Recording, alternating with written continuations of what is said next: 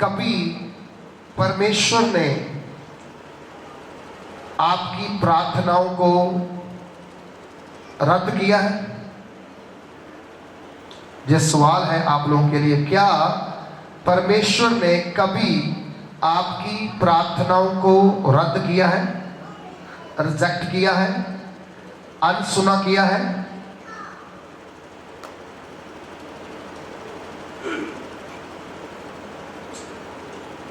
बहुतों के मन में जे विचार होगा, हाँ जे मेरी प्रार्थना थी लेकिन सुनी नहीं गई। मैंने प्रार्थना बहुत की लेकिन वो प्रार्थना का मुझे उत्तर नहीं मिला। मैंने उपवास किए, मुझे उपवास करने के बावजूद भी प्रार्थना का उत्तर नहीं मिला। ये हम कह सकते हैं, और ऐसा हुआ भी होगा आपके साथ। कई बार हमारे साथ भी ऐसा होता है, हम प्रार्थना करते प्रभु नहीं सुनता है। पर क्या हम जब परमेश्वर हमारी प्रार्थना ना सुने, हमें परमेश्वर के ऊपर तंज कसना चाहिए? क्या जब प्रभु हमारी प्रार्थना को ना सुने, हमें प्रभु के सामने जाकर जे बोल दी, प्रभु तूने मेरी प्रार्थना नहीं सुनी?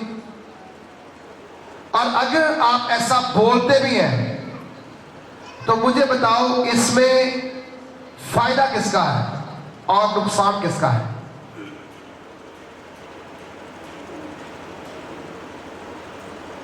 अभी कोई बंदा खड़ा होकर बोले कि मैं ना सूरज के ऊपर 1 गिलास पानी डाल के ठंडा करता हूं, वो हो जाएगा? बोलो जी, हो सकता है? कितने कहते नहीं हो सकता? बहुत से लोग कहते हाँ हो सकता है, जाओ ट्राई करो। वो वाटर कूलर ज्यादा ठंडा पानी निकला हुआ, जाओ ट्राई करो, पा के आओ, देखो होता है। इवन जहां तक जिस जमीन पे आप खड़े होंगे ना, अपने पाँव के नीचे पानी डाल के फिर पाँव रखना, आपको 10 सेकंड के बाद वो पानी आग की तरह आपको फिर जमीन जलाना शुरू करेगी। मैं क्यों कह रहा हूं? परमेश्वर ने अगर नहीं सुनी, और अगर हम परमेश्वर को जे कंप्लेन करें कि तूने मेरी प्रार्थना नहीं सुनी, उससे कोई असर होने वाला? बोलो, उससे कोई असर होने वाला नहीं। क्योंकि परमेश्वर अपनी मर्जी का मालिक है। परमेश्वर अपनी इच्छा के अनुसार काम करने वाला है। जहां तक मैं जानता हूं, सारे संसार के लोग ये कहते हैं कि परमेश्वर की मर्जी तो बिना एक पत्ता नहीं हिलता। सब लोग कहते हैं ऐसे, है ना? उसकी इच्छा के बिना तो एक पत्ता नहीं। अरे अगर एक पत्ते में पावर कितनी है? कुछ भी नहीं। थोड़ी हवा चलती है, पत्ते सब जमीन के ऊपर गिर जाते हैं। वह पत्ते उड़ते उड़ते उड़ते उड़ते कहीं और जाके पहुंच जाते हैं। अगर एक पत्ते को हिलने के लिए भी परमेश्वर की इच्छा पर निर्भर होना है, तो उसके द्वारा बनाया गया मनुष्य को किसकी इच्छा पर निर्भर रहना चाहिए? जोर से बोले, किसकी इच्छा पर? हाँ जी, परमेश्वर की इच्छा पर।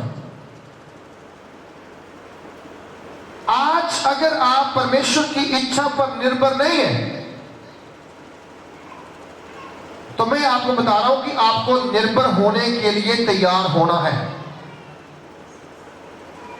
बोलो, निर्भर होने के लिए तैयार होना है। और अगर आप तैयार हो जाएंगे, मैं आपसे एक बात बड़े दावे से कह सकता हूं, आज नहीं तो कल परमेश्वर तुम्हारी प्रार्थनाओं का उत्तर जरूर देगा। देगा जरूर।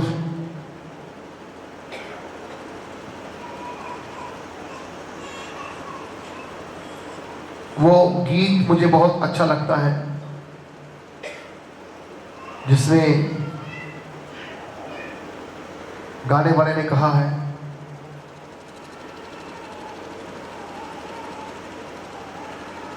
खुदा कौन विरोधी हो सकदा जिदे वली हवाए, ओदी हर मुश्किल दा हर वेले ही हल हवाए, ओदी तकड़ी दे विच जद तू पूरा तुल जाएगा, ओदी तकड़ी दे विच जद तू पूरा तुल जाएगा, जे एक दरवाजा बंद हो गया दूजा खुल जाएगा, जे एक दरवाजा बंद हो गया क्या होगा, दूजा खुल जाएगा। इस लाइनों को याद रखना आप ध्यान से। निराशा, प्रार्थना का अनसुना, उपवास करने के बाद भी उत्तर ना मिलना, ये पॉसिबल है, ये हो सकता है, पर ये इम्पॉसिबल है कि जो बीज आपने बोया, जो प्रार्थना आपने की, जो आंसू आपने बहाए, जो रो रो करके रात दिन आपने खुदावंत के साथ बिताया समय है, ये इम्पॉसिबल नहीं है कि परमेश्वर कभी भी उसके ऊपर अपना ध्यान, अपना कान ना लगाया हो। परमेश्वर ने एक एक बात के ऊपर अपनी कलीसिया के लोगों पर अपनी आंख और अपना कान लगा के रखा हुआ है, अपनी आंख और अपना कान। इसीलिए प्रभु यीशु मसीह ने कहा कि जब तू प्रार्थना करने के लिए मेरे भवन में आए, क्या ना करना, कपटियों के समान बक बक बुड़ बुड़ मत करना। कपटी कौन है? घमंडी, जो अपने आप कहता है कि I am the best. Nobody best in the world without Jesus. कोई इस संसार में अच्छा नहीं है स्वयं प्रभु यीशु मसीह के। किसी ने नहीं कहा हे सब थके हुए और बोझ के नीचे दबे हुए लोगों मेरे पास आओ। किसी एक ने नहीं कहा, किसी एक ने नहीं कहा, किसी व्यक्ति ने नहीं कहा मैं अच्छा चरवाहा हूं। कहा किसने? सिर्फ केवल प्रभु यीशु ने कहा मैं अच्छा चरवाहा हूं। किसी बंदे ने नहीं कहा कि मैं जीवन की ज्योति हूं, मैं जीवन की ज्योति हूं। केवल यीशु ने कहा I am the light of the world, मैं संसार की ज्योति हूं। अरे जब एक बार बार अपने आप को शो कर रहा है कि मैं हूं, मैं हूं, मैं हूं, मैं हूं, तो फिर कलीसिया के लोगों को, उसके बेटे और बेटियों को कभी भी शर्मिंदा नहीं होना है। आपने जो प्रार्थना की है, आने वाले दिनों में उसका उत्तर बड़े प्रतिफल के साथ आने वाला है, बड़े प्रतिफल के साथ आने वाला है। कई बार अच्छा उत्तर ना मिलना हमारे बस की बात होती है, हमारे जीवन के अंदर कुछ ऐसा घटता इस कारण से होता है। बट याद रखना, यदि परमेश्वर ने आपको एक दिन भी दिया है जीने के लिए, एक पल भी दिया है जीने के लिए, एक घंटा भी दिया है जीने के लिए, आप समझ लेना कि आपके ऊपर उसका उपकार बहुत बड़ा है, बहुत बड़ा उपकार है। हालेलुया। एटलीस्ट आप थैंक्स इस बात के लिए करो कि आप हॉस्पिटल में एडमिट नहीं हो। समझ आ रही? आप किस बात में थैंक्स करो कि आप हॉस्पिटल में एडमिट? मालूम क्यों? क्योंकि मैं 2-3 लगातार हॉस्पिटल में गया हूं, 3-4 दिन। डॉक्टर पैसा भी ले रहे हैं और मरीज के पास पेशेंट के जो रिश्तेदार हैं उनको भी जाने नहीं देते। कहते हैं इससे भी इन्फेक्शन हो सकती है, इससे भी इन्फेक्शन हो सकती है।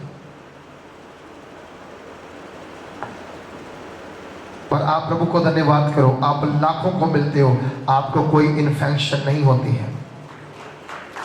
आप लाखों को मिलते हो, आप हजारों को मिलते हो, रोज मिलते हो, कोई इन्फेक्शन क्यों नहीं मालूम? क्यों नहीं मालूम? क्योंकि प्रभु का अनुग्रह आपको पूरी तरह से उसने अपने कब्जे में रखा हुआ है, अपने कंट्रोल में रखा हुआ है।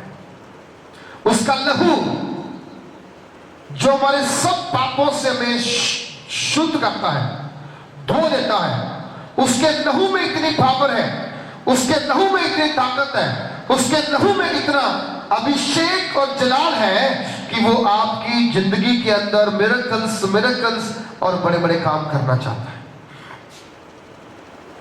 इसलिए जब आप प्रार्थना करो, कभी भी ये मत सोचो खुदा मेरे लिए कुछ नहीं करेगा। जब आप प्रार्थना करो, कहो खुदा मेरे लिए बहुत बड़े बड़े काम करने वाला है, बहुत बड़े बड़े काम करने वाला है। हालेलुया, हालेलुया, जोर से बोले हालेलुया, हालेलुया। बड़े बड़े काम करने वाला परमेश्वर है वो। आप क्यों घबरा रहे हो? आप क्यों डर रहे हो? मुझे नहीं पता हमारा आंसर 1 दिन में आ जाए, 2 दिन में आ जाए, 2 साल में आ जाए, 40 साल बाद आ जाए, लेकिन आएगा जरूर। बोलो आएगा, बोलो आएगा। अगर यीशु जिंदा है तो मेरी प्रार्थना का उत्तर भी जिंदा आएगा। आमीन, हालेलुया। अगर यीशु जिंदा है तो मेरी प्रार्थना का उत्तर क्या आएगा? जिंदा ही आएगा। आपकी प्रार्थना कई बार इस कारण से रुक जाती है क्योंकि आप गुस्सा करते हैं, आप गुस्सा करते हैं।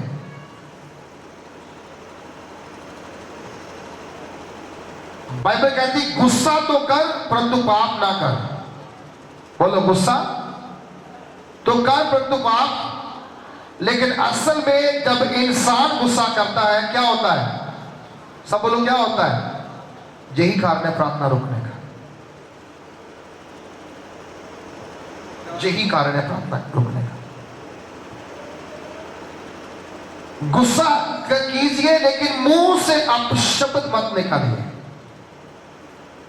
आपको लगता होगा कि मैंने निकाला कुछ नहीं होने वाला, लेकिन आपके बच्चों के ऊपर उसका अफेक्ट आएगा, आपकी जनरेशन के ऊपर उसका अफेक्ट आएगा। कहीं ना कहीं कोई ना कोई वर्क, कोई ना कोई चीज परमेश्वर बच्चों से दूर रखेगा जो आप चाहते हैं मिले, लेकिन वो मिलेगी नहीं क्योंकि आपके गुस्से के अंदर पाप आ जाता है। गुस्से के अंदर पाप आ जाता है। एक चीज हमेशा परमेश्वर के वचन की याद रखना। अगर दाऊद ने कहा यहोवा का धन्यवाद करो क्योंकि वो भला है और उसकी करुणा सदा की है, तो ये बात आप याद रखना, ये 100% इवन 1000% राइट है, सही है कि वो भला परमेश्वर है और वो भलाई करने वाला परमेश्वर है और वो करुणा करने वाला परमेश्वर है, वो दया करने वाला परमेश्वर है। आप कहीं भी जाओ, आपके मुंह की प्रार्थना बंद नहीं होनी चाहिए।